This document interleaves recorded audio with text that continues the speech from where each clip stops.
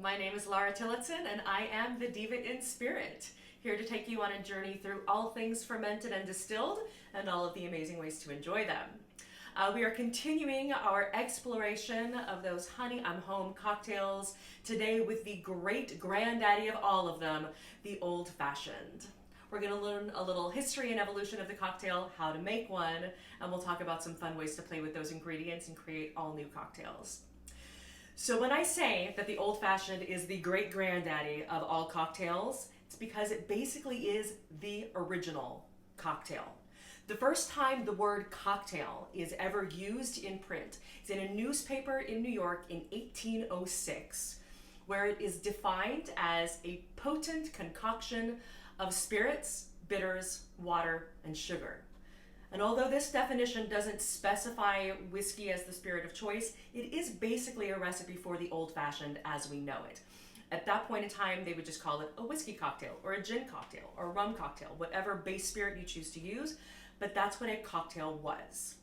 So then bartenders start getting more creative, they start playing with more advanced techniques and some more involved ingredients, things like curacao and absinthe.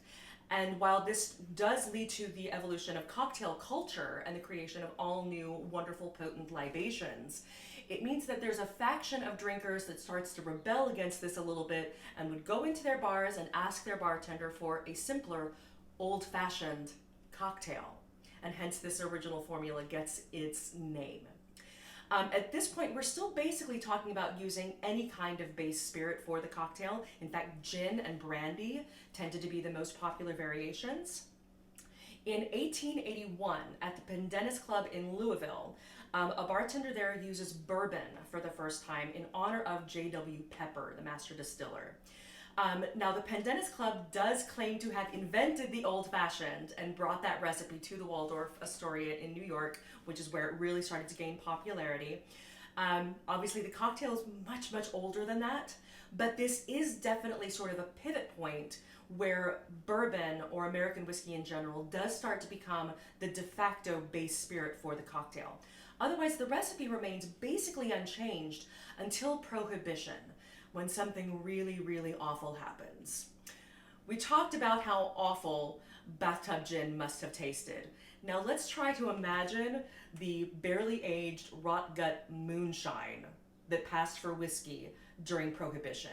Bartenders had to work very, very hard to cover the nasty taste of that stuff. So what they did is they started muddling fruit, specifically oranges and cherries, into the sugar. They actually boosted the amount of sugar in the cocktail. Then they would shake it and top that cocktail usually with either club soda or sometimes even a flavored soda like a cola or a lemon lime soda to hide all of the nasty flavor of the whiskey itself. So Prohibition ends, but this is the way bartenders are used to now making the old-fashioned, and this is the way people are used to drinking it. So tragically, this version of the cocktail becomes what people think of as an old-fashioned for the next 80 years or so. Beginning of the 21st century, bartenders start really exploring the world of craft cocktails and the art of mixology, going back to those pre-Prohibition era recipes and formulas and find, once again, the true old-fashioned, that perfect simple concoction of spirit, bitters, sugar, and water. That's what we're going to make today. So let's talk again quickly about the ingredients you're going to need. We're going to start with our whiskey. You can either use bourbon or rye. There isn't really a right answer to which of these you should use.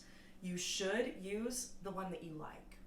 Bourbon is going to give you a softer, slightly sweeter, mellower cocktail. Rye is going to give you something a little bit spicier and bold. Both of them delicious. Choose the one you like. We're going to use bourbon today.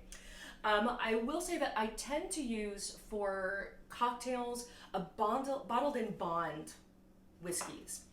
On another day, we're going to go really deep into what that means.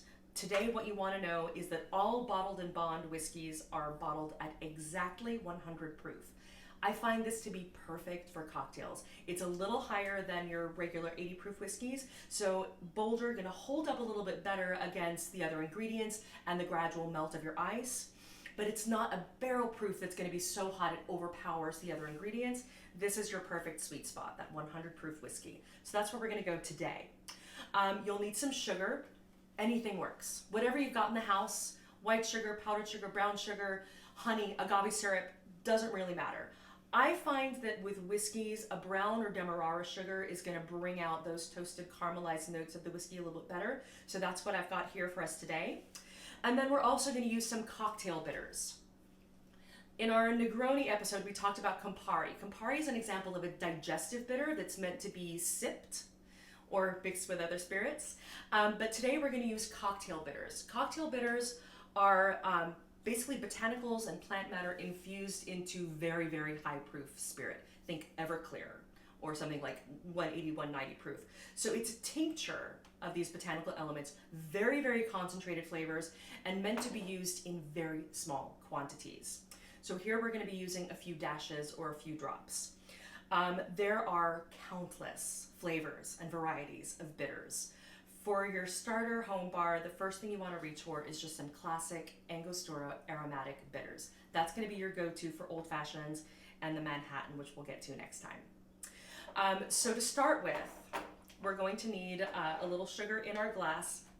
You can build this cocktail in a shaker if you want, but traditionally this one actually built in the glass that you're planning to drink it out of. You're going to want something that's got a heavier bottom and something a little sturdy so that you don't break your glass while you're muddling your sugar and bitters. So let's start with, you want about half a teaspoon of sugar, or you can also use lump sugar like sugar cubes, just use one sugar cube.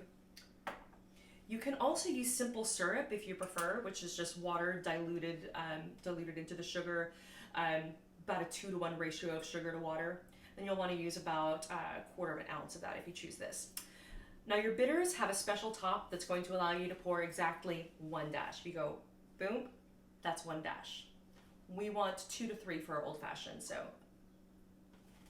there we go. And now to break down the sugar and dissolve it into a little syrup, you want a splash, just a splash of water.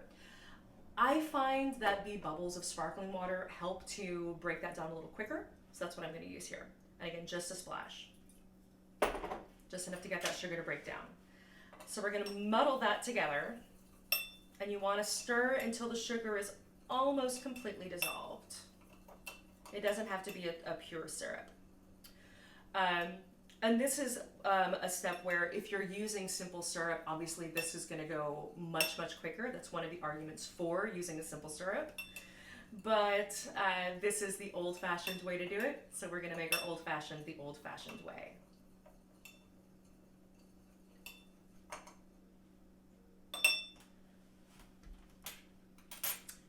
Next, you're going to add your ice. I'm going to use 1 big cube, or sphere in this case, so that we don't have that whiskey melt too quickly.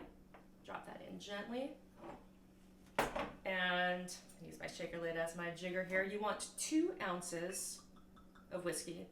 I'm going to start so that I don't break the ice cube with just a splash over the ice to temper it. And now I'm going to go with my 2 ounces. And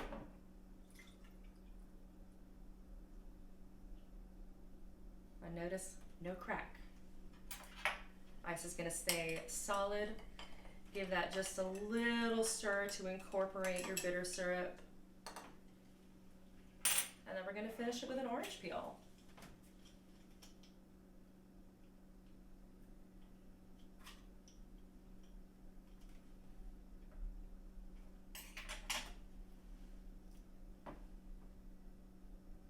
Around the edge. Drop it on in. And cheers. Perfect. This is really one of my absolute favorite cocktails. I love an old-fashioned.